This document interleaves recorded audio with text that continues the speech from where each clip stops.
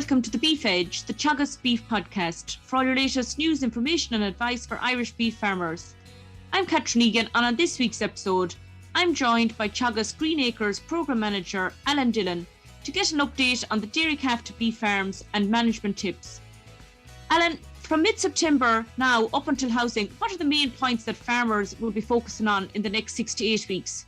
Catherine, I suppose the main things at the minute would be in terms of stock management. You'll be looking to ensure your vaccination policy is implemented. So on a lot of farms, you'll be looking at maybe vaccinating calves or weanlings for RSV, PI3 and Pastorella. They would be the main forms of pneumonia that would be hitting calves. So farmers can either go with an intranasal vaccine or an injectable form, which is over 2 shots. If we're to look at the difference between the two, very briefly, the intranasal one will give approximately 3 months cover against RSV PI3, whereas the vast majority of the injectables will generally give about 6 months cover against RSV PI3 and Pastorella, which will cover, I suppose, the full winter period, which is the danger zone when stock are housed. The other thing, I suppose, is dosing. I suppose coming in, if stock are starting to come in for finishing, which some would be at this stage in the next couple of weeks, you'll be looking at giving them a worm dose, maybe a fluke dose as well, which will cover all 3 stages. And also, I suppose, watch that lice control. It's becoming a bit more of an issue on farms, so ensuring that lice don't take over inside in the shed. Grass build-up, I suppose, for stock to be staying out. The fertilizer application date for nitrogen is closed, but I suppose farmers can still apply lime, K, and a bit of slurry also, and farmyard manure for the next number of weeks. And it's important, I suppose, to ensure that you have a build-up of grass. Grass growth is going to be slowing down now. We've had a period where grass has been growing quite well in the last few weeks due to the heat wave that came after a very wet spell. So ground is in good order, and grass has been growing at probably a faster rate than we would have expected. So the key thing here is to ensure that you have enough grass built up and are working towards having 35 to 40 days grass ahead as you work through September to counteract the fact that growth rates will be slowing down. Obviously, Alan, you've highlighted there building grass is going to be very important. What are the key targets the farmers are keeping in mind going through their last grazing rotation?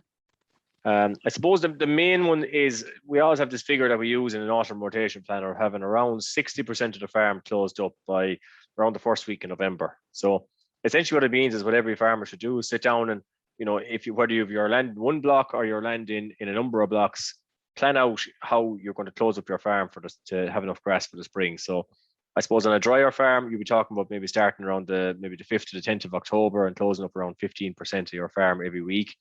On a heavier farm, we generally recommend maybe closing a bit earlier, back around the 25th of September or thereabouts, and going at maybe around 12% of the farm each week until you hit around that 60%. And in reality, what this is for is to have grass in the spring. Often we see, when you're driving around the country in November, you'll see cattle roaming around fields or sheep or whatever it is, and picking off whatever grass is there, and that's fine, but that's what leads to this problem in the springtime when, if the weather does come our way, which it does sometimes, you have ground conditions reasonably good, you have stock to turn out to grass, but you haven't got grass to graze, and that's where the costs incur in this, because you're holding cattle in the spring. So I suppose the message we're trying to put out here is, your plan for the spring starts now, and it's to plan from now on when you're going to close up those swards. And if you're working on different farms, I said, you work on a farmlet basis. Each farm should be treated the same, that you have a planned rotation in closing up ground. And what paddocks should farmers be targeting to close first or last in that rotation, particularly keeping spring grazing conditions in mind? Yeah, I suppose you would like to have, I suppose, your driest paddocks maybe closed first. And the reason for that is obviously because I suppose they'll probably be the most likely ones that you'll have in the spring to get out first on. Wetter paddocks, maybe you can close nearer towards the end of it, but I suppose just have those maybe fields that are drier, that are maybe have better quality ryegrass in them, that are maybe reseeded with good soil fertility, that are going to grow a bit more grass over the winter, and are going to have a nice cover in the spring to turn out, and then will maybe give a response to nitrogen when you put it out in the springtime also. And you touched there on fertilizer. What are you advising farmers in relation to lime and K in the coming weeks? Yeah, well, hopefully most farms will have a relatively recent soil test done, and a lot of them would be maybe in environmental schemes or would be in derogation, etc. Probably do. Look at that soil test result and see, okay, where are the deficits in terms of lime, in terms of the soil pH, and what are my low fields in terms of soil fertility. Okay, we can't spread P and chemical P or chemical nitrogen from the 15th of September, but you can spread K. That's something a lot of people forget. Chemical K can be spread at any time of the year, and the autumn is an ideal time when ground conditions are good to rectify this. Also, we're dealing with extremely dry conditions at the minute. The last couple of springs have been, or last couple of autumns, should I say, have been very tricky in terms of ground conditions due to very wet spells into August. And this is the first time in a while we're dealing with rock solid ground in most cases. It's an ideal time to get lime out. The problem with lime always is that we always kind of say we leave it to the autumn, and then the autumn is wet and it doesn't happen, and it's just not done for the year. So I think people should ring their local quarry, try and get the lime out, get it spread. It's roughly about €25 a ton or thereabouts, I think, is the ballpark cost, and it's the cheapest bit of fertilizer you'll ever buy. Alan, you mentioned there the importance of vaccination and a herd health plan. What are the important steps for farmers now to be taking, preparing for housing? Yeah, I suppose if you were to look at your sheds first of all and try and see is there any rectifications needed in your sheds in terms of airflow, have you had pneumonia problems in the last year? Also, it's no harm to give those sheds a wash and run a disinfectant, power hose them down. A lot of disease sits in those slats in the slurry that's on them, especially if it's left over the summer. And just giving them a wash down with a power hose and giving them a run of disinfectant after, it can eliminate a lot of problems, especially on dry bedded areas where cows might be calving or calves might be held in a creep area. It can make a big difference in the springtime. Also, just if you're dosing cattle coming in, especially those cattle that are coming in for finish, just pay attention to the withdrawal dates on a lot of those doses. If we look at a lot of the ivermectin type doses, etc., or some of the flucicides, they've probably got a withdrawal date around about 70 days, 60 to 70 days in a lot of them. So just bear that in mind. If you are dosing cattle coming in, pay attention if there's a short window to finish with them, especially if they're approaching maybe the 30-month mark, etc. Watch your withdrawal dates. You don't want to be caught with them with cattle stuck in sheds and missing your QA over. And in regard to weanlings coming in this winter, what would be the key tips? Again, I suppose we touched on in terms of vaccination. I think it's essential. We're seeing more and more levels of pneumonia in young stock coming into sheds in the autumn time, and I think, look, a vaccination policy, it's a very cheap insurance policy. Almost anyone that ever starts vaccinating, I rarely see them go back to not vaccinating. They always seem to stick with it. If we take it that any vet will tell you that stock gets sick in a very minor way at various times over the winter. Every time they get some kind of a sniffle or a cold or a cough or whatever they get, it can reduce their ability to, I suppose, gain weight over the winter. Generally, these vaccinations that are out there will be quite effective in allaying a lot of this, and that if they do feel a bit of a chill coming on, the vaccinations are a big help to boost their immunity. And generally, I think that while there is a bit of a cost to them, they generally pay for themselves. When you're weaning calves, etc., as well, be sure the calves are trained on meal and they're a stress-free weaning as possible. We often still hear these weanlings coming into marked balding, etc., and it's a recipe for disaster. You want that calf being settled to be weaned, and if we are vaccinating calves, be sure that they're not stressed at the time. Don't ever carry out, let's say, castrating or weaning at the same time you're vaccinating. Vaccines need to be put in a stress-free environment. And for calves that are in the Green Acres programme, will meal be supplemented to the calves prior to housing? Yes, and it's something I suppose we've seen a lot when we started off with these calves in the Green Acres programme.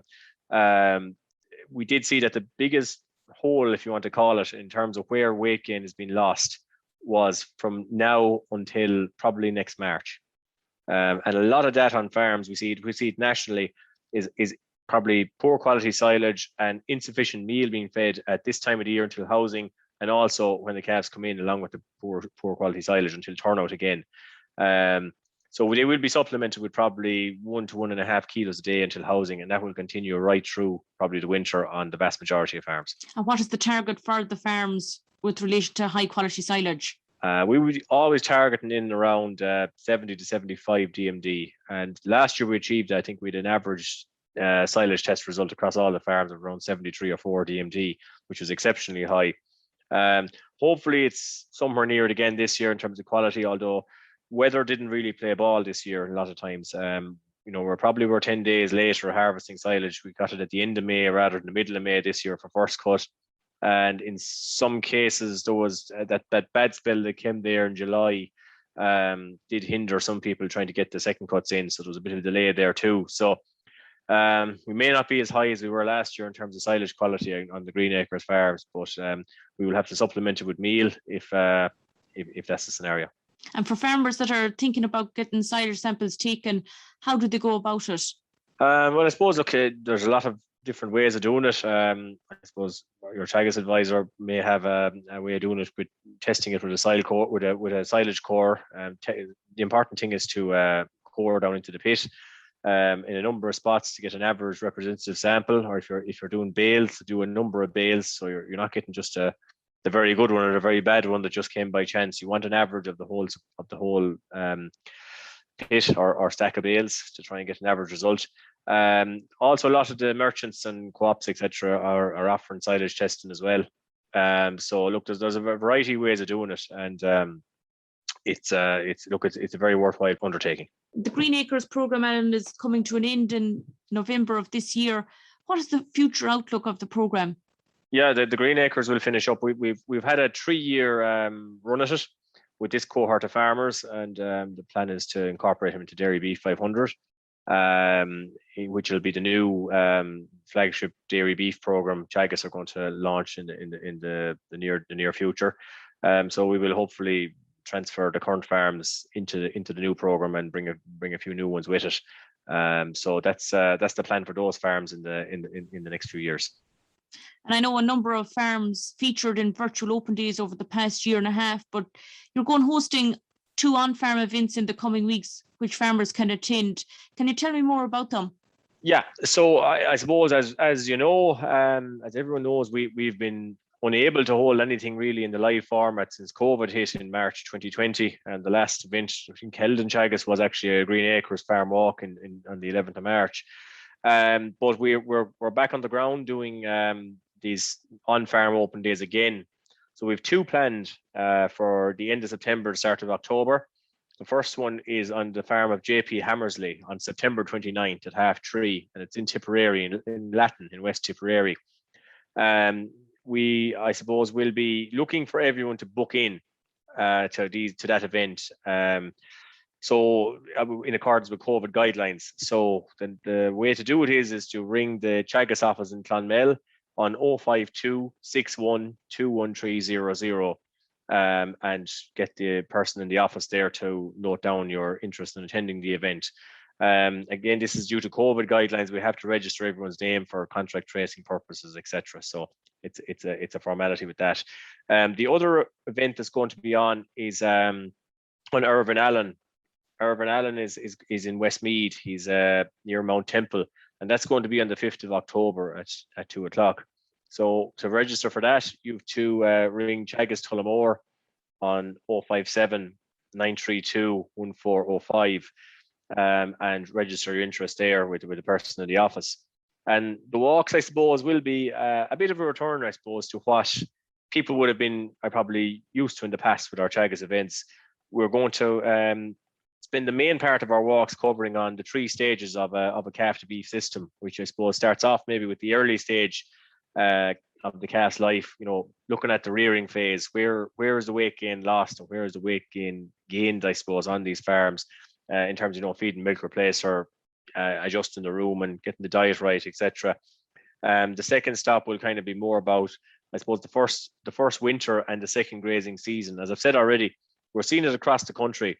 This first winter is the biggest problem in terms of achieving profitability in calf to beef games or in suckler systems also.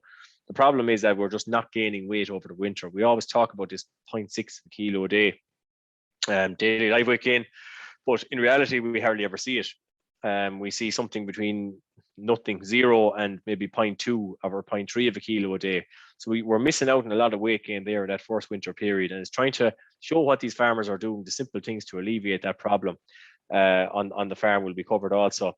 And the final thing, I suppose, on both farms, and it's probably a fairly relevant one in many contexts now, is looking at the finishing period. There's a lot of talk of maybe encouraging earlier slaughter of cattle on the basis of greenhouse gases that, the earlier the cattle are slaughtered, the lower the level of methane output that they'll produce. Both farms would be moving towards, an earlier stage of slaughter.